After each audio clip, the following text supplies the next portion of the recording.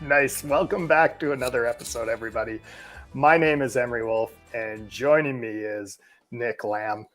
And this is Just Two Camera Guys, a show where we're going to talk about all things camera. So tonight, Nick, how are you feeling about the show tonight? Oh my goodness. It's off the rails. Yeah, do you even know what's going on? Well, it's going... That's why it's off the rails. Your mic is scratchly. I'm using my FaceTime camera. I can't even get my other camera going. Boy, yeah, it's a mess. Look at my white balance. Yeah. Why can't you correct that in your FaceTime camera? Well, how? I don't even know how. I'm sure there's a way. It's probably your LEDs throwing it off. Yeah. Yeah. Anyways, Nick, like I said, you don't actually know what we're going to discuss tonight on this show. So that already fixed your white balance. Okay. So any idea what we have to talk about tonight, or is there anything you want to talk about tonight? Lens week. Yeah, like Shark Week. I guess it'd be Lens Month because we pick a lens topic every show. Do you know what? I'm going to jot that down on my list of things to talk about. We'll deal with that later. Okay. Yeah, I did want to talk about. I've always wanted to do the test with the same lens on different cameras, like a good lens, and then take a crappy lens and put it on a bunch of different cameras. Yeah. Kind of see where the value lies. Well, I have what I think would be good. I'm guessing lenses would win out, but spoiler alert. Yeah, no, it's not even a contest in my mind. I've actually used the same lenses on different cameras. Mm-hmm. And actually typically, so I'd be using my USR versus the RP. Yeah. And the RP is every bit as good as the R as far as image quality. Really? Yep. So as long as you're slapping a good lens on it, that's all that matters. Yeah, that's probably it's because I'm all excited now about that 5RC camera. But then I just kind of have to remember, you know what? I have good lenses. My stuff looks good. Don't worry about it. Yeah. I'm not watching the comments, but just in case anyone's out there watching. I'm sure they're flooding in. Why did you guys start 2 minutes late? That's probably how many comments? Probably hundreds of those right now. Yeah, I blame Nick mostly. Where's the show? That's probably a big one. Why did we start 2 minutes late, Nick? I don't know. I wasn't ready, probably. Probably my fault. 100%. It's hard to say who wasn't ready, though. It could have been you. It could have been me. I'm pretty sure it was your fault. I think we should both just apologize and move on. Is there anything else you would like to discuss tonight, just while we're talking about it? And I'll jot it down in my notes and we'll go on. I did have, other than Lens Week, I sold my Shelf of Shame, that computer. Did I ever tell you how that story went? No. So I sold it, and then I got a message because I sold it on eBay, and then I got a message saying, "Hey, did the trackpad and keyboard not work? And you just didn't put that in the listing?" And it's like, no, of course I put it in the list. I would have put it in the listing. It for sure worked. Wow. So I was like, "I'll just send it back to me and I'll give you your money back. No big deal." And then they took it apart, and I guess they connected one of the wires or something. And so it got disconnected, and they fixed it themselves. Got it all back together. Yes. I'm not going to lie. I totally was not listening to any of that because I'm trying something new here tonight, Nick. What are you trying? Just bare minimum is what it looks like and sounds like. Well, yeah, with that too. I just actually shared it to a photography group on Facebook. So we'll see if some people join us through there. And again, just if you guys do have something you want to chime in with, let us know through the comments. Can we bring guests on? Well, we can throw up their well, we could do that too, hypothetically, but we'll throw up their comments and stuff so that they can see them. Nick, the first thing I want to talk about is something both you and I have been busy doing. Hockey. Yeah, hockey. What did you think of this weekend? How did it go from your standpoint for the crew? So I pushed all the buttons that make the images go on the screen and stuff. It's always tricky because there's because I started off as a camera operator, right? And so I think that I unfairly or fairly see everything through the camera operator's lens. And so it's just a thing of like, oh, if there's a nice shot, I just always want to see it on the replay screen, and it just doesn't seem like there's ever enough time. Yeah. What about like just the whole idea that we pulled together these games that were supposed to be in Winnipeg? Oh, that part wound up being in Regina. We did a whole show for it. Some fans sort of showed up. At least they showed up for the first night. All that stuff. How was that for you? All the hecticness of it. Well, that's part. So I don't find any of that stuff. Maybe it's just because I'm old, but I feel like we've done a million of these awards shows, so they don't seem that hectic to me. I know that that's like the sentiment. It seems like it's the sentiment in the room and from everybody else, but you know, this is a camera guy. Once you've done the first awards out of the way, it's I don't know. I don't find those shows that hectic, but maybe that's because I do other award shows, and I find them kind of fun. It's like, oh, you can get into a nice rhythm and people get awards. I don't know. What do you think of that?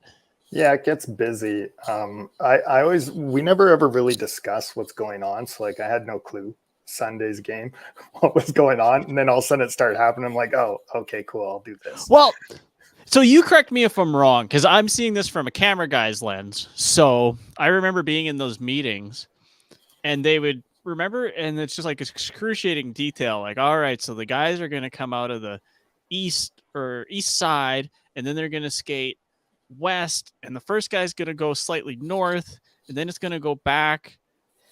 And I just feel like we just wasted 40 minutes here talking about something that I'm just like, I don't care. I'm just going to follow it when it happens. So I don't know. Maybe I'm under explaining it in those meetings, but what's your thought on that? I always think, why would you over explain it when a camera guy is just going to pick it up and follow it anyway?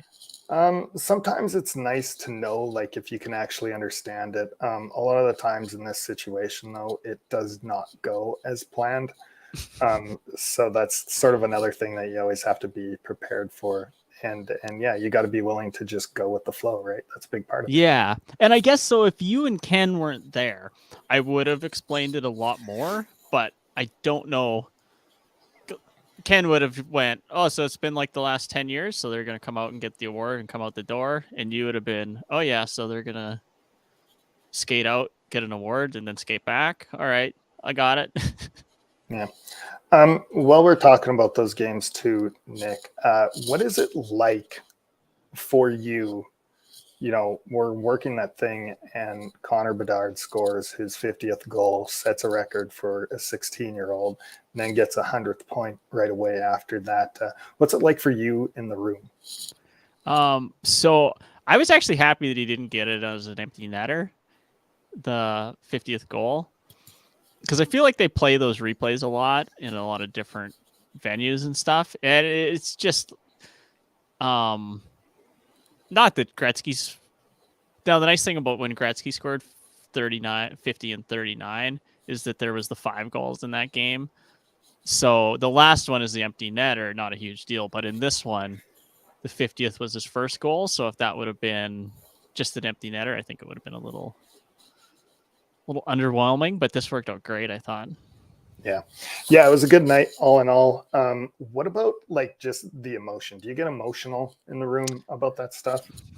I think this is age, though, is as you, I'm just pushing buttons and executing a show. So yeah, there's some things I get excited about, but it's more, you see a cool play and you want to put a cool replay up. That's more what I would get excited about.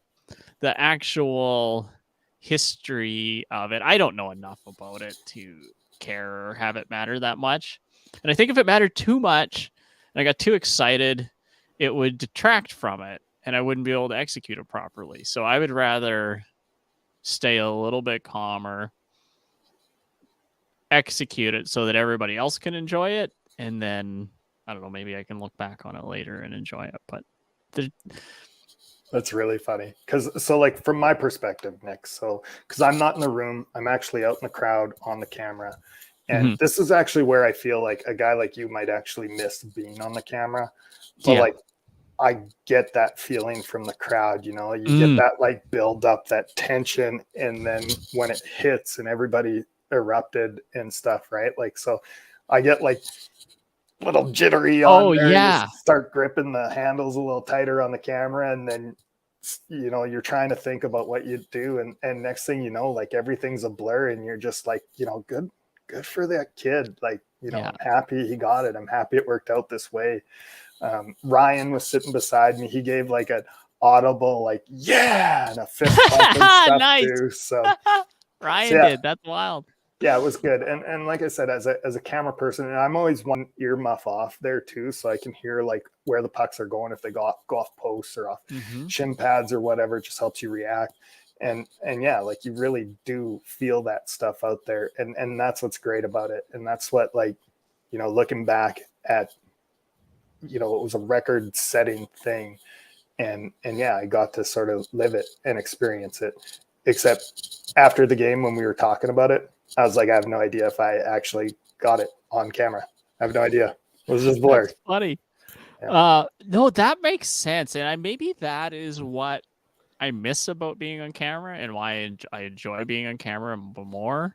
Yeah. It's because you're not there with the crowd. You don't hear the roar. You're hearing it slightly through a microphone, and you don't have time to celebrate it or be a part of it, because it's just, you've got to hit 3 different elements. So when a goal happens, I have to go, I'll cut to another camera, and then I'll call for the goal full screen, and then I got to hit the replay bug, but then I also have to drop the main screen so that my replay bug goes on. And if I wait too long, then it doesn't go on time and it looks weird. And then you got to cue replays, and the replay plays. And then you've got to also decide, okay, how many angles are we going to play from replay? Did I like that angle? Did I see a better angle live that I can yell at or say to the replay person to play from? And then it's a matter of deciding what you're going to come out of that with. And so on that one, you got a graphic, a 50 goal graphic. And it's like, okay, who's going to play it? Am I going to play it from my computer, or are they going to play it from Motion Rocket? So there's a million different things that I can't get too excited about. Yeah. Because it's one of those things too. Like I said, for you, I imagine it goes by as a blur too. You don't really get to, like you said, enjoy it until later. But so here's another thing, the elephant in the room I think we need to discuss. So after the game, that's when we had that conversation, got to talk to Ryan and Connor, our guy who was running his tail off last night with all the fan stuff, or I guess Sunday, I should say, not last night. Yeah, the elephant in the room, Nick, where were you? Well, it's tricky. I went back home. Yeah. So why? I was tired. So while the boys are out, going out, I think this is the only thing that makes sense for us to do is I got to give you an appropriate name tonight. So okay. I'm changing your display name. Okay, go for it. There you go. just one little letter makes all the difference. Oh, that's the best. I love it. Oh, that's the best name. Yeah. Thanks for coming out and having that talk with the boys last night. We enjoyed it, Nick. Oh, that's so good. Yeah. Again, I'm just going to throw this out there. If anybody is watching online, there's been some people come and go I've seen already, but give us a question if you have it. Throw us out any comments you want, and we'll Shark Week. Lens Week. Yeah, no, the other thing I want to talk about before we get into that is another thing that involves the both of us. The Drobo. Have you hooked it up? Well, hold on. What's that? The Drobo. Have you hooked it up? You know what? Okay. I know this is the day of excuses, because I'm not giving excuses. I'm just going to say why I didn't do it. So this is not excuses. This is just why. So our house has been under renovation, and I literally got up, coated drywall on all of the trim so we can hopefully get painting soon, get back to normal. And then the carpenter actually showed up today, which was awesome. We took out a couple of the old windows, put the new windows in, was literally spray foam and the stuff, and I was like, oh man, I gotta get to the show. So then I threw on a shirt, tried to brush the sawdust out of my hair and stuff, and so no, I haven't. I'm excited though. I'm slightly nervous though, so I think that's maybe why I'm putting it off too. Because if it doesn't work, I'm gonna be so disappointed. Yeah, I honestly think we should do a video on this because I've been searching to try and find out what the answer is to this. And actually, there's been another weird thing too, like coming in those searches, like where I'm not even sure if Drobo's like really a company anymore, which is kind of sad. Oh Like no! it sounds like trying to buy a new Drobo's like next to impossible. But anyways, to put people's perspective onto it, what happened was Nick and I both use Drobos as our, is it your main drive system? Mine's my main drive system. So, so how my setup works, I've got a 2 terabyte SSD that I work off all my editing files. And then my main files that I kind of go to quite regularly on kind of recurring projects or ones that if I'm working on them or there's going to be a second part to them, I'll throw those on the Drobo. Mm-hmm. And then sometimes if I'm lazy, I'll edit off the Drobo too, and I won't bother transferring them back to the SSD. But yeah, it's like my main, it really is kind of my main source of files until it crashed. Yeah, so I use mine as kind of like my main final storage of files as well. But anyways, Nick's Drobo crashed. So what we did was we pulled out all my hard drives. It's this side, I guess. Yeah. They're sitting on the table back there. They're in the order they need to go back in. Rip those out. Gave Nick the Drobo to try out to see if it'll reformat or Now you know. You know what I'm so worried about though? I took mine out and I carefully put them in order, and now I can't remember if I would have put them in the right order. I'm just wondering if I got them flipped upside down. I don't know. I don't even know how much that matters. Oh, those are going to stay how they are until I get the Drobo back. So the longer you put this off, the more nervous I get about it. But I'll get it done. Don't worry. I'll get it. I'll put them in tonight. Yeah. The other thing too, I should say, Nick actually loaned me another drive, which I dumped all my stuff on. So it's not like I didn't just say pull out all your drives. Give me your Drobo, please. Yeah. The other thing I'm gonna say about having this drive on my desk. So I actually have 2 Drobos. So a second Drobo works as my time machine, and I kind of want to get rid of that one and just get one of these drives and just start doing that as time machine. Just, to save that space on the desktop. It's such a silly thing, but it's really nice not having the Drobo on this side. Yeah, I don't know. I'm trying to decide right now whether I buy another Drobo or not. But I did go looking online, and the only thing I can find, it's like $250 or something like that for another Drobo. I just don't know if it's even worth it. I might just be going to drives. See if I can't get like a Thunderbolt drive for my main drive. That's it. Another thing I want to discuss before we get into some stuff is just some quick roundup stuff, Nick. There hasn't been too many new things happen in the camera world recently, but I will. Well, did you see today? What is it? CES? Did you see the email they sent out? Yeah, it's NAB is kicking up. Was it NAB? I want to say in a week too. It's not very far away. I think it was the 27th. Yeah. Did you see the new Ursa Blackmagic? I did not. It's a broadcast one. Actually, I'd like to talk to Ryan about this to see what his thoughts on it. But I think it was $4,000, and it looked sweet. Plus, with the Ursa, you could control the color temperature and all that back at the switcher quite easily. Nice. Blackmagic makes some good stuff. I did actually see that had come out, but I don't remember where. I can't remember specifically what it was on. Yeah, I meant to ask, but I don't know if Ryan's used a Blackmagic broadcast camera or not before, so I'm not sure. I'm going to touch on a few other things, but I see there are a couple people actually watching. Again, use the comments on your social media of choice there. If you do have any questions, let us know. Or do you know what? If you just want to comment something on our thing or say hi from wherever we're at, we'll throw it up on screen.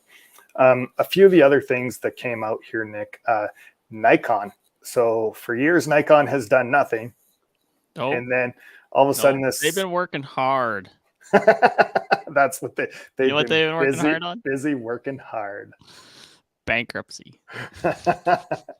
Well, we'll see. I actually think so. When you're kind of at that bottom of the pile, the only way to go up, or the only place to move is to go up. Yeah. So they released a firmware upgrade for the Z9, a lot of video things on it. And honestly, I used to be the Canon R5 is your best bang for your buck for camera, but the Z9 is really turning into that. Really? Yeah. What's the firmware update do? Oh, let's see if I can't find it. So it did like a bunch of different 8K video stuff and 4K video stuff. Some crop, some ProRes RAW, HQ. Can you share it on the screen? Or? I was trying to, but my computer got grumpy at me. Let's try it again.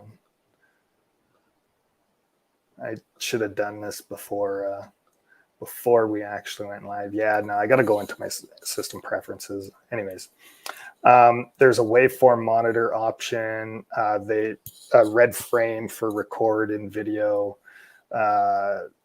There's a bunch of different video that'll change the market as well. Red frame recording. It's nice. I mean, I don't know. Pull your Canon now. They've got red frame recording. Yeah. Supposedly too, over time, there's going to be some updates for the other Z cameras, which will have an improved autofocus and stuff like that as well. And then in this update, there was some autofocus things and I think auto white balance. Like there was a ton of stuff in this firmware update for Nikon. So it's nice to see them actually do. Yeah, it would be cool because Fro gave them the camera of the year or something like that, I think. Yeah, and it was the Z9, right? So with all this stuff, it's perking them up a little bit more. The other thing Nikon's done is they released a 600 millimeter lens for the Z cameras as well.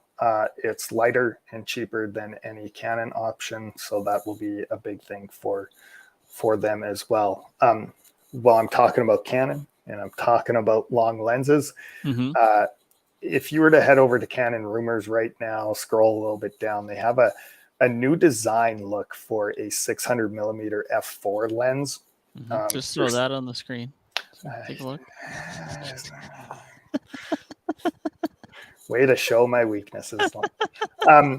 Anyways, it's using what they call the spotting scope trick, which I think is just like a series of mirrors to refract stuff around. So I think basically if your lens is going this way, it goes in, reflects off mirrors, and then back out and then back in kind of thing. Okay. So then you can get your distance in your focal length and still not lose, f4 or whatever. So the lens itself looks super, super compact. So like think about having a 600 millimeter f4 lens the size of like your 50 millimeter lens. Oh, wow. So it's super, cool. Yeah, it's super fascinating. If they actually do that and it works out, this would be, I guess they're looking at a different way to sell stuff rather than Nikon with their, it was an 800 millimeter, not a 600. So anyways, I think you got to adjust your mic a bit. It's like a little scratchy. Well, it's just picking on me tonight, Nick. You're picking on me. No, it's all good. And I did this to do a specific thing. Anyways, another thing Canon released, I think it actually was your mic is fine. I wouldn't worry about it. Okay, it was last week, but they released some new cinema lenses as well. Oh, now here's a crazy question. Are we going to see autofocus in the cinema lenses coming up soon? That is a good question. I feel like that was a thing discussed on Canon Rumors, but I don't remember the answer to it. Because so have you ever looked at some of the autofocus systems that are out there for cinema lenses? Like the things you actually attach on with the motors and stuff. Yeah. So they're already doing it. And so they'll do a combination of distance. So it's like they'll do the distance, then you'll manually dial it in. But then there's also some systems where there is some tracking, like touchpad tracking involved as well that hook up. I've seen some stuff using LiDAR, Nick. And LiDAR, that's the word. Yeah. So, honestly, whether they build that in or not, I almost feel like there's not a need to. What? Because you do have these other systems and they're already built, and then you're not limited to just Canon lenses. You can use other things. If you think about it more from somebody like Peter McKinnon, right? Right, but he's probably going to continue using his 5R, right? But if he could throw a cinema lens on that autofocused, do you think he would? That might even be like too shallow, right? I think he would. Maybe. Who knows? The point is, the other thing too I wasn't quite sure of is whether they're starting to make, for some reason I remember reading that you could get an R or an EF mount on those lenses, but don't quote me on that. I could be wrong. The cinema lenses? Yeah, but that's where Canon also needs to go, is start putting the R mount onto their cinema cameras. Yeah. Although, you know what's weird? I shouldn't say never, because I saw it once. No, maybe it was not. Maybe that was still a Sony. I don't recall ever seeing a Canon on a actual movie shoot.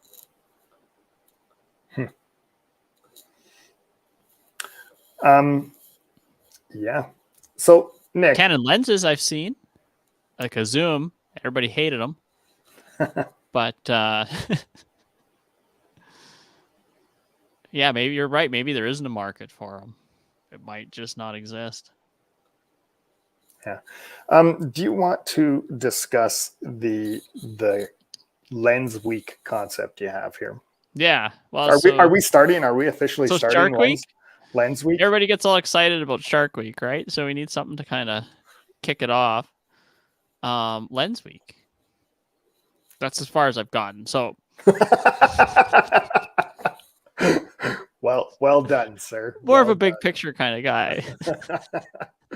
Well, what would we do for Lens Week? Like what? Well, so this is actual work, but I would love to, if we can get our hands on a crappy camera.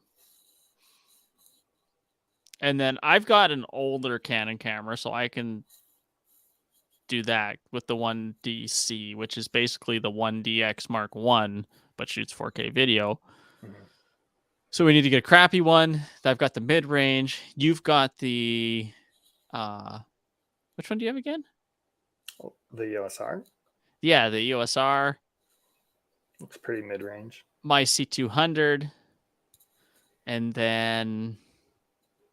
But we need an old crappy one. I'm thinking like a T3 or T5 or T something. One of those older Canon ones. And then maybe even a Sony or something, but I don't know how we'd adapt the lenses. And then I want to take my 85 1.2, and then I've got my f4 24 to 105. Throw it on 85 mil, and I want to find a crappy 85. Is there such thing as a crappy 85? Yeah, they make like a cheap one, right? But I think it's still like a 1.8 or something. Okay, you know what we should get instead? Kit lens. You know, the typical Canon kit lens?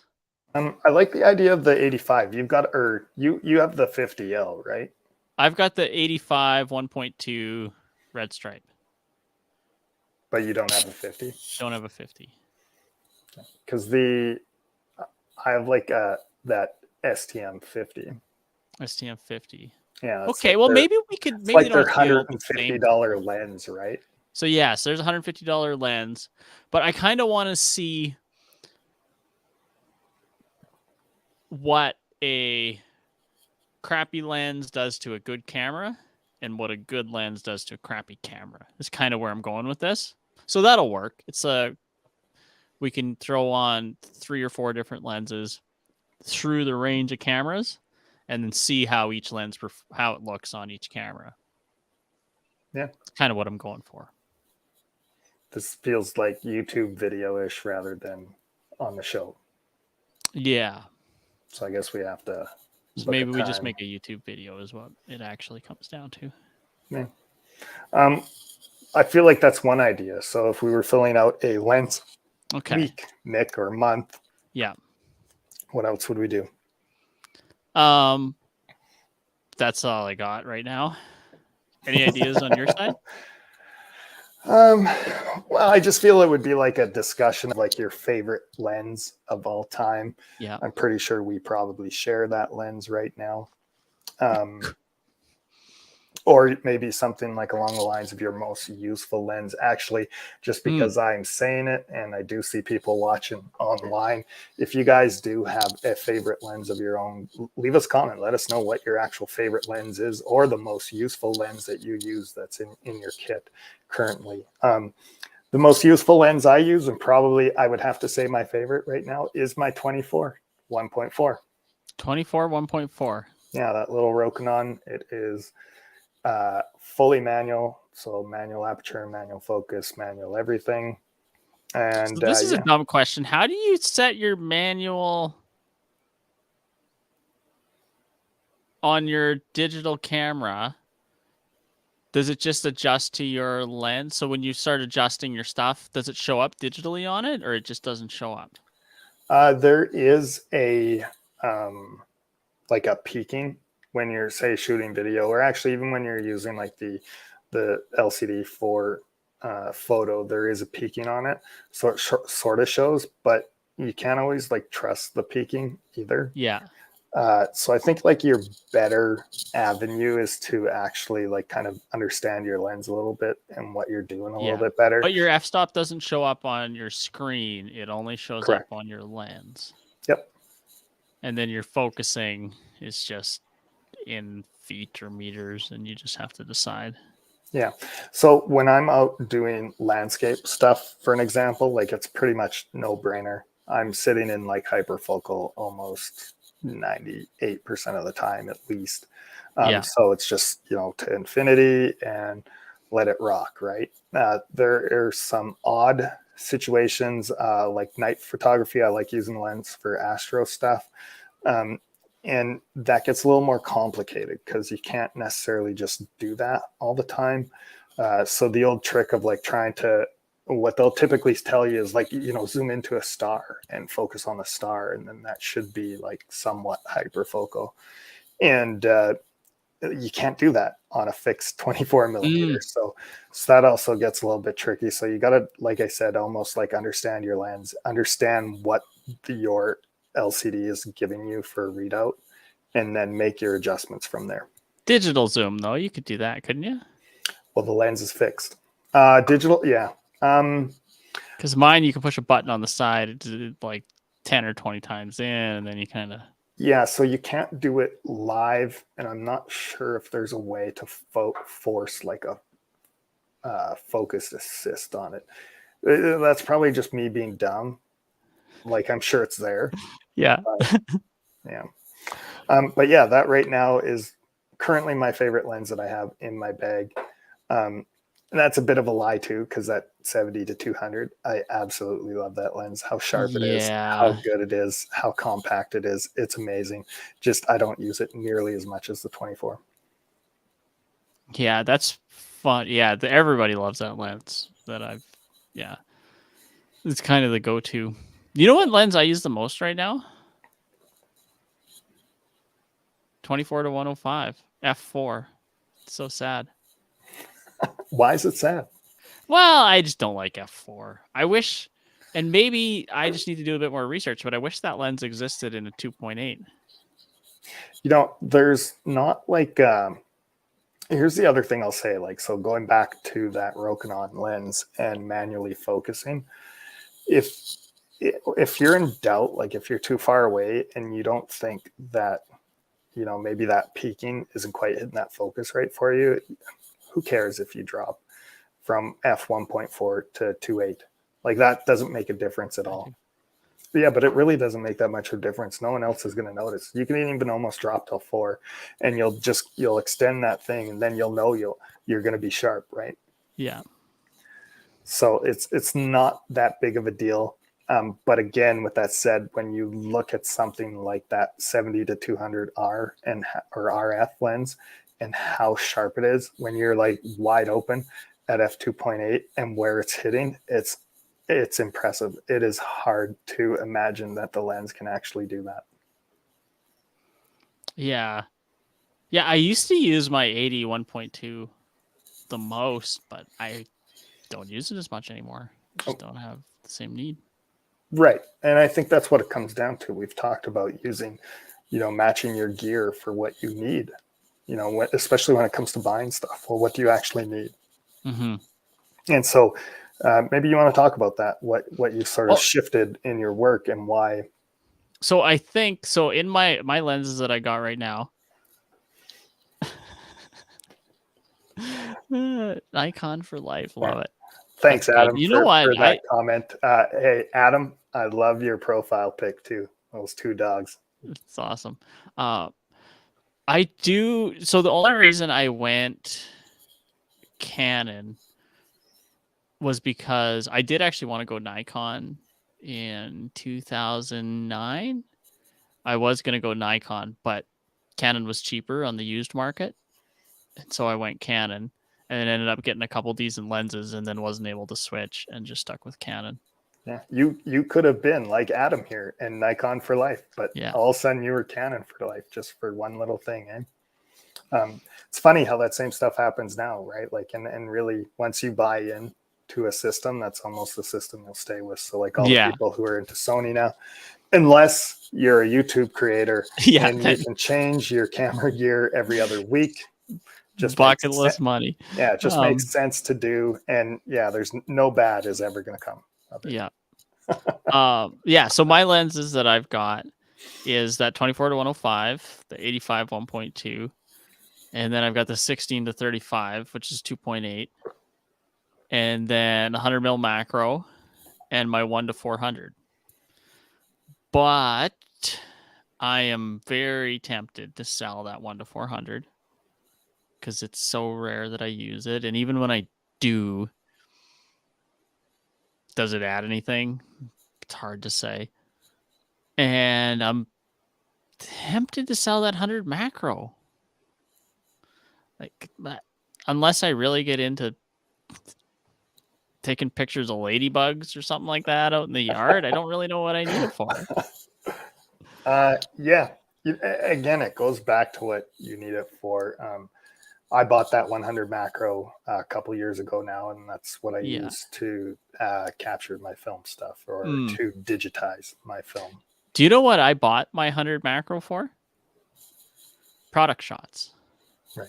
So how many product shots did you do? Well, at the time, I was doing a ton of jewelry product shots. So I was doing lots of jewelry, video stuff, product stuff with that. And then I had this, what else did I do? I did a couple more product video stuff. Maybe it was just jewelry. But yeah, I was doing a lot of that. And it was really handy for that kind of stuff. But I haven't used it. Oh, the other thing, I used it for my interviews because I didn't have my 85 yet. So that was my main lens. I would use that for basically portrait stuff and then product shots. But yeah, now I think I might sell those 2 lenses. Interesting. Talking myself into it. Yeah, here's the thing that I think gets like every photographer at some point in time. But even I would be hesitant about selling them because it's like, well, what if things change? And what if I do this? And it's like, well, I think if you really want to sell yourself as a professional, you really need to start like narrowing down what you're doing and think about what you're doing, and maybe stop just chasing your tail a bit. Yeah. And there is a world. Actually, I did like product shot kind of stuff, and I could see a future in it for me. Like I liked it. I was pretty good at it, where I could capture some really interesting stuff with it and tie a little story together with these videos with it. But I don't know. I don't see myself going back there. So why? Have I ever sent you videos from the Tin House Studios? Tin House Studios? I don't think so. So it's this guy, I think he's in the UK somewhere, or England or something. Yeah, he's got a beard and he's got the craziest studio and the craziest setups I've ever seen for things. And that's what he does, is product stuff. And like, I watch his videos all the time because he's very, he knows his stuff, and he's very like, do this, this, and this. And it's like, it is like hardcore professional photography. And he's like, if you're not going to be a professional, you'll never get this stuff. So like don't even bother unless you're doing these things all the time. But again, he's good and he's great. And when you do look at his stuff, so again, think about this. This is a guy making his living doing product shots and food shots and those alone. So everything in macro, everything, it's so like laser focused. And he's, like I said, his studio is sick, and like clearly he's making some good bank doing this thing because of it, because he's better than everyone else. Yeah, I guess you send them all your stuff if you're getting product shots. Yeah, lenses, they're always fun to talk about. Why is that? It's funny. Well, I've had the working. Have I ever told you my financial theory with lenses? I feel like I don't know how it would be possible that you haven't, but so with cameras, you buy it, and I haven't worked out the exact number, but I feel that it's almost, you buy a new camera and it's going to lose about a quarter of its value. So let's say the camera was $10,000. Year one, it's going to be $7,500. And then it's going to continue to lose a quarter of its value every year, is kind of my working theory on it. Or therefore, it's similar. And it'll almost go to zero. Like, it just keeps losing a quarter every year. But a lens, if you buy a good lens, maybe 5%. And I don't even know if that's true. It might be less. I feel like if we Googled that, there would be an exact answer to that. Because like I did no research on this. This is all just top of my head. Yeah, like someone's had to have crunched those numbers and come up with like the exact. How much does maybe we'll touch on that next episode. We'll figure out what that number was. Yeah. Or you could try Googling it now. Oh yeah, I can just Google it now. See and let us know. Okay. So what did you think of that theory though, as far as investing your money in lenses versus camera gear?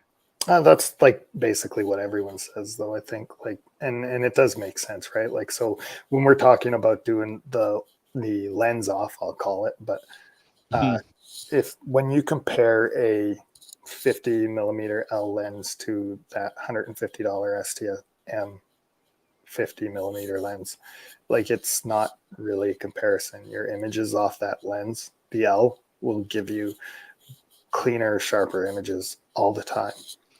Okay. Its focus is going to hit, its colors are going to hit, everything about that lens is going to hit where the cheap one won't, right? And you'll have to work the cheap one a little bit more, and its functions are like gimmicky. Its focus is hard to actually pinpoint and things like that. So it's a little bit goofy. The L, you could shoot wide open. The other one, I wouldn't recommend it at all. It's just things like that. And over the long run, like, so again, going back to the Tin House Studios thing, if you're going to be a professional, You're going to want to hit that one that's going to give you results like 100% of the time versus the one that doesn't. And over the long term, that's what's going to pay off for you. So that's why it's like, it's always, lenses are always a better investment. I mean, people don't, your consumer doesn't care whether you're shooting 12 megapixels or 100, right? Yeah. So there's some argument on this. Basically, the bodies depreciate anywhere from 4% to 35% a year.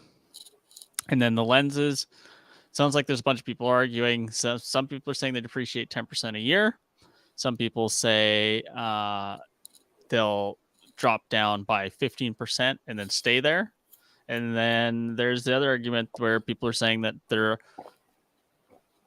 saying they're appreciating, but I bet you that they might just maintain with inflation. So they might go up with the price of a new lens. I would actually agree with that 15% comment. Like where it's like buying a car, right? The second you drive it off the lot, you've lost a certain amount. So you'll probably lose 15% on your if you buy a new lens and then try to sell it. Yeah.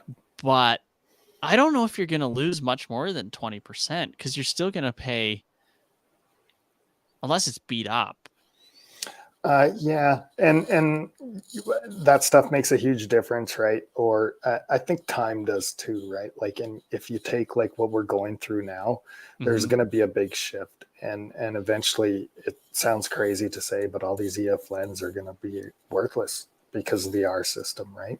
Well, this will be actually interesting because I'm borderline convinced that I'm going to sell those two lenses, so I'm going to look it up, and this is rare for me because I usually buy used, but I bought both of those lenses new because at the time buying a used lens of those they were almost the same price. Yeah. So I'll look up what I paid for them because I'll have it. I think BH usually lets you. I'm pretty sure I bought them from BH at the time. So I'll see if I can figure out what exactly I paid for it, and we'll see what I can sell them for. That'll be interesting. Yeah. The 100 to 400, let me know. It's not for me, but like just for a friend. No, for work. Cause so that's kind of, it's an ideal lens, like for when you're shooting in halls and stuff. So you got a large room and you just need that extra distance. Oh, like an event. I see what you're saying. So you sacrifice some f-stop and use the distance. It is quite nice. I mean, your other option again, I think, is using the 70 to 200 2.8 and then just move closer. But yeah, I have used it with a live event, but it does nothing for me because guess how much extra you get paid when you show up with your 1 to 400 lens for a live event. Yeah, but as a organization who has events and can get this cheaper than another lens, and you'd have to rent it. It would be $150 a day, I imagine. Or like I said, our other options, buying like a 70 to 200 and probably paying the same price for even an f4 and new. So I would have to actually see if we could. I don't know how we would buy a used or what we'd have to do for that. We'd probably need you to like invoice us for it if you did or something. I do have a company. Yeah. So anyways, we could charge GST. Sort that out later. But yeah, I might know someone who's interested.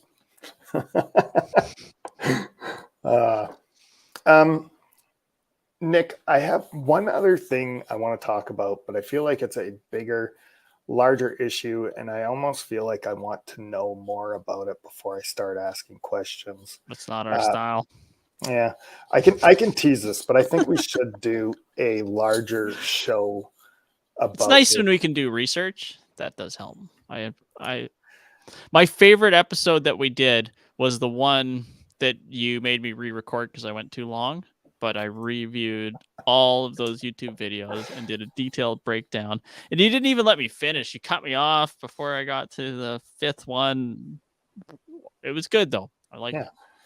Yeah, well, for those are different to our PSAs, where they're supposed to be a little bit shorter. Yeah. And Nick's a little long-winded. How did that other one turn out with Ruth's review? I have not edited it yet, Nick. Have you seen it? Did you watch any of it back? I started kind of cutting it a bit, so I've only watched like a little bit. And honestly, like what I've watched has basically been like all outtake stuff of Ruth. Did she come in like a firecracker? Oh my God, she hit it hard. Like just hit the ground running. It was unreal. It was so good. It's when you sometimes when you're beside somebody that's really good at something, and then you're just like, oh, that's what you have to do to actually come across engaging and like into it. And... I've never had that. But it was just, as soon as she did it, she came in that hot. I was like, oh, she can do this, and I just can try and hopefully maybe get better slowly over time. Yeah. Do you know what? We're 40-year-old guys. We're not going to have the energy that a 9-year-old is going to have. That's true.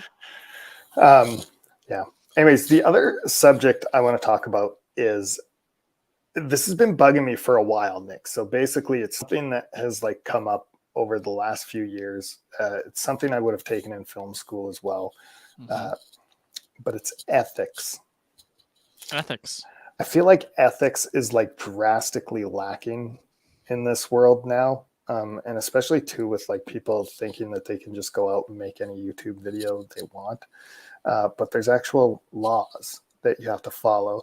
And then in general, this is pretty a crude way of thinking about it, but like in general, like don't be an asshole.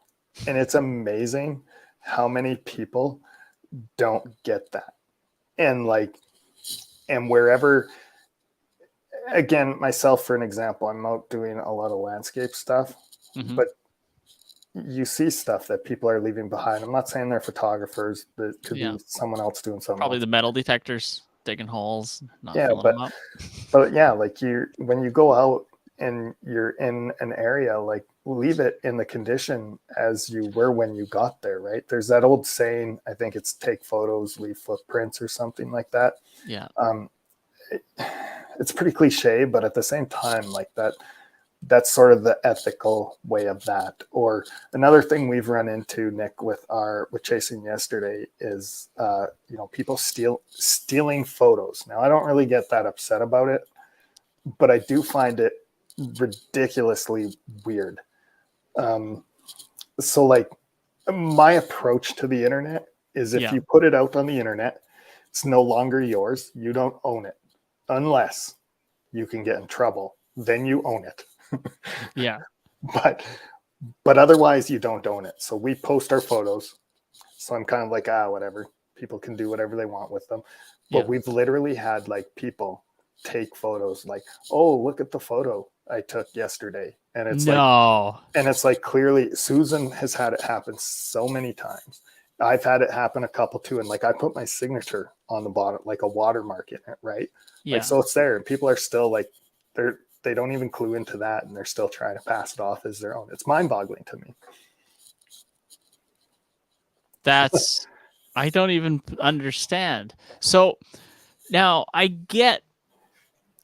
so let's pretend you are a teacher or whatever, and you're putting together a presentation for school. I would have no ethical issue of the teacher grabbing a couple of your photos to put in their slideshow. Would you? No, like there's, it doesn't even have to be a school, Nick. Like businesses out there, anybody, if it's on Facebook, I've posted it there, use it. I mean, so if they're putting together a sales presentation, would you have an issue with that? No, use what's on Facebook. So now here's the thing too. I wouldn't have an issue with the sales presentation. Yeah, I restrict everything. So everything I post is 1,500 pixels by 1,000. And I'd never post the full thing. I don't give it out anywhere. So no one has ever had like my full resolution photos. Okay. And that's sort of how I restrict it. And that's why too, like if someone's like, hey, can I use this photo? Absolutely. Go nuts. Do whatever you want. Oh, I want to print this. Yeah, go nuts. Print it. It'll probably print an 8x10 for you. And I don't care. And even too, like, if you don't want to give me a credit, that doesn't faze me. Like, why should a teacher why should they be putting photo credits in their thing? I mean, ethically, that's the right thing to do. Yeah. But do they have to? Do I care? No. Because, yeah, and it's, even if it was given credit, it would be a tiny little footnote or source at the very end of the thing that nobody would even read or pay attention to. The other thing I have a big issue with ethics in is, like, I consume a lot of media. Mm-hmm. And I rip things off all the time. Like, and I kind of go out of my way to rip things off. So even like my whole style of photography was basically kind of going into like that Peter Lick sort of look of stuff. Just, I didn't know it. But sort of the progressions I took, the things I was seeing that I was liking, how I was copying it and going and moving forward, it was in that direction. Now, I didn't try it, but had I seen Peter Lick photos before? Yes. Had I seen people, who were copying his stuff? Yes. And did it influence me? Absolutely. But I can't tell you where things are coming from, but I can guarantee you I've inadvertently ripped off someone's photo. I'm telling you, I've ripped off someone's style. Nothing I'm doing is really that unique. At least I don't think it is. I've tried to find other ways to make things unique. That's why I love long exposure stuff, just because I can't reproduce it. So, like, even if you went out and did the exact same things I did, your photo's going to be different. Mm-hmm. But yeah, I don't think ripping. Sorry, go ahead. I was just going to say that's one area that, like, I sort of struggle with, and even that too. Like, I don't know where to give like all the credit. Like, where did I get this specific idea from? I don't think ripping off's the right word, though, because you're just trying to, in a sense, you're trying to imitate it, or you're inspired by it. So you're trying to reproduce certain elements of that style. Yeah. Or even like, how I set up or frame buildings and stuff. I'm not creating anything new.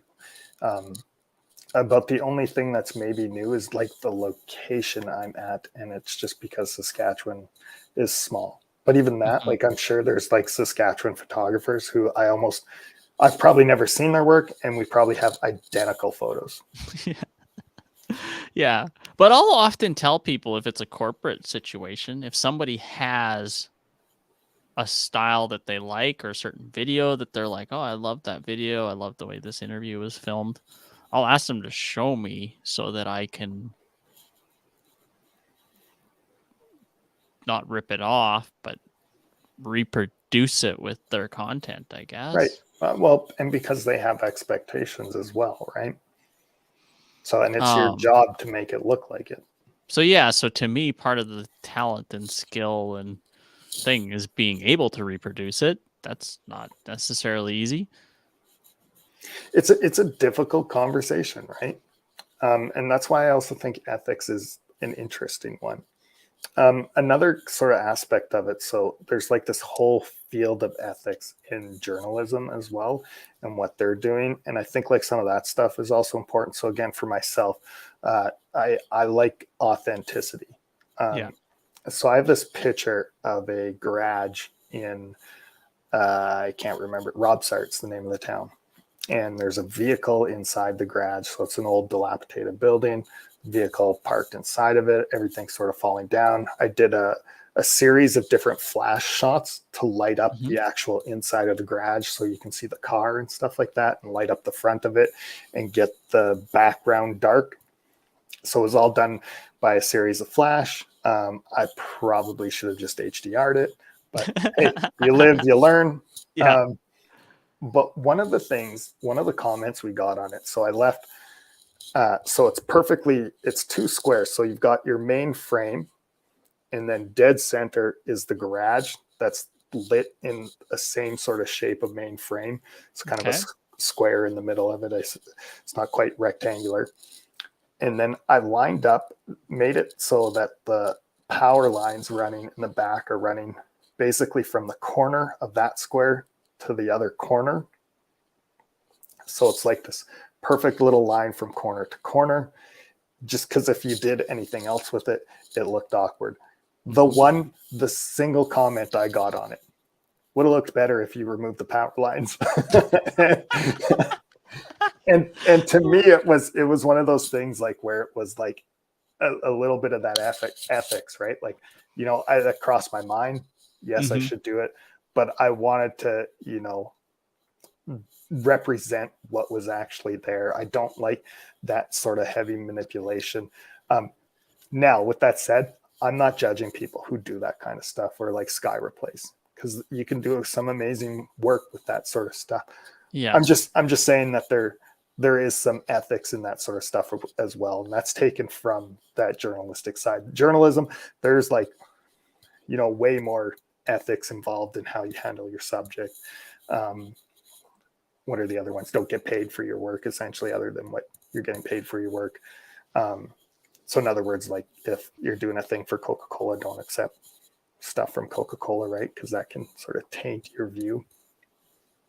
And things like that, which is just a whole other area of ethics again. So I think I feel like there is a need for like more talk about ethical photography and ethical videography. So you can't, if you're in journalism, if you were going out to do a story on Coke, you wouldn't be allowed to let them. They wouldn't be like, hey, here, have a free pop or whatever while you're out here. I think within reason, right? Like I think if they're paying you or trying to make it so it's like, think of it like bribery, Nick. Yeah. And I think that's where it sort of comes in. Yeah, right. Like you don't want to skew. You're supposed to be bipartisan. You're not supposed to have an actual opinion. You're just reporting the facts, yada, yada, yada. Yeah, so this was a while ago. I'm sure it's happening out there and I don't even know it right now. But so I made a video, I think it was probably about 10 years ago. It was a winter paintball one, and I did it. Do you remember Devon Supertramp? Yeah. So I did it kind of like Devon Supertramp style. But as soon as I released the video, probably about 3 days, it actually started picking up a bit of traction. For the time, I think it had like 7,000 views or something like that, which was wild at the time. But I was just searching the video, and I was like, oh, I wonder what search happens when you search winter paintball. And I looked it up, and my same video was on somebody else's channel. Wow. And so, yeah, I don't know. Like, that was weird. So that to me seems like the far side of the unethical thing, but somebody else using that video as part of I don't know where you would draw the line, because if somebody was using that video as part of an ad campaign, I would kind of take issue with it. But as part of a conference, no, I wouldn't. I don't know where the line gets drawn. Yeah. And it can be very gray. I think it goes back to like, I'm just turning this full circle, Nick, but we've talked for 15 minutes, crossed all these different avenues of ethics with photography and videography. And it really goes back to the first thing I said, don't be an asshole. And it is amazing how often people can't get that simple thing correct. Do you know what? I will even say it too. Like, I think there's an ethics in like responsible viewing of other people's work. So I talked about, composite sort of works, sky replacements and stuff. Mm-hmm. I will be the first person to defend that wholly. I probably won't use it, but I would defend the right of someone to be able to use that technique and to use it to create whatever they want to within whatever means.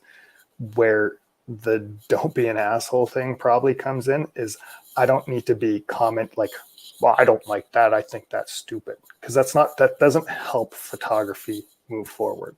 It doesn't help that person move forward, and that's unethical. Yeah, I don't know if that makes sense, but anyways, don't be an asshole. That's like the simple ethics of photography thing. But I really do think there needs to be more discussion around it more often with people. Yeah, I think there's a little too much. There's the line between actual ethical and devious behavior with that stuff, and then somebody arguing over sky replacement is like that. If they're calling that an ethical issue, I'm not really sure about that. I think like where it would be an ethical issue as the photo itself would be is if you're trying to dupe someone into something, right? Sky replacement maybe isn't the tourism best campaign. You replace the sky.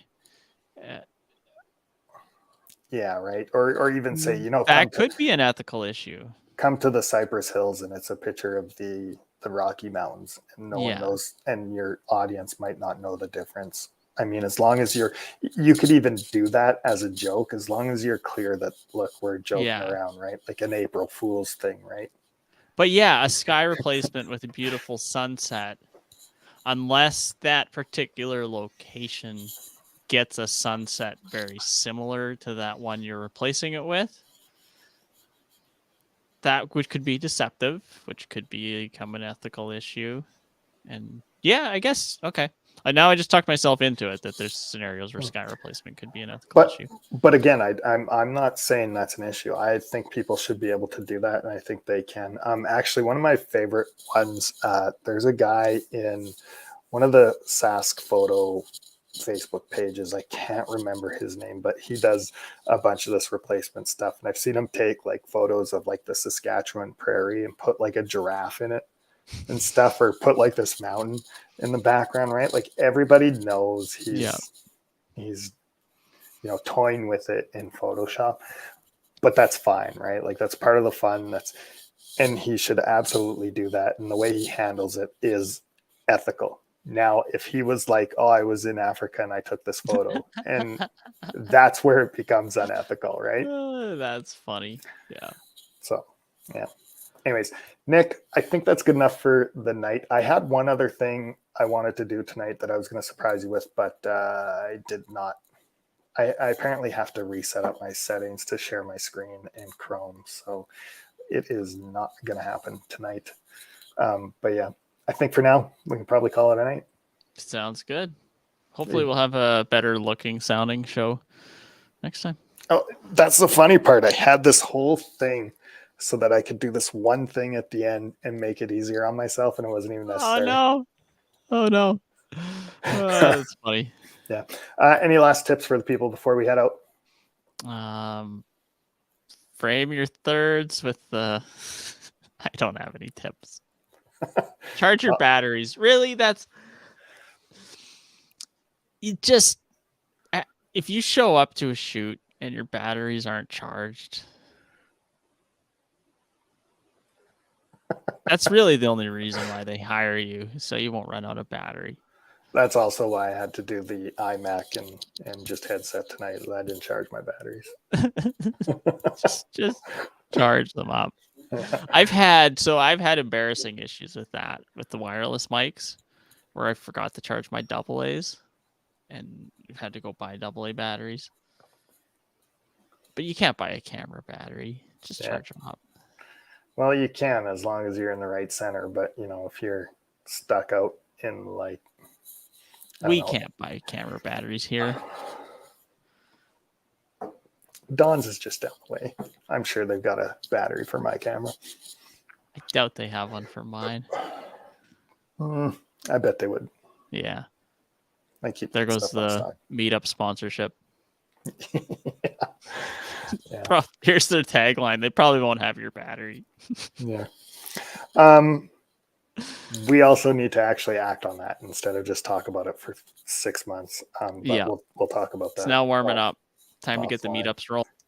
Not meetups. Exactly. Meetup's the wrong word, because meetup sounds like people would be coming for us. But I mean meetup in the sense of like meet up with other people that are possibly interested in camera equipment and video equipment.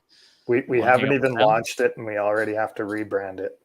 Well, I'm just not saying like it's not a meetup for us. It's a meetup for people that like camera equipment and want to just chat photos and videos with other people. I'm having a vulgar night, but you know, camera people like to shoot. I feel like it's basically like come out and let's shoot the shit. Now we're what's the demonetized? Yeah, YouTube will never have us again. Yeah. Oh well. Anyways, Nick, on that note, I'm gonna hit the button and try and play our outro. I'm probably gonna botch this, but we'll see how it goes. Thanks for watching, everybody. Yes. And we'll see you next time. Good night. Holy, it worked.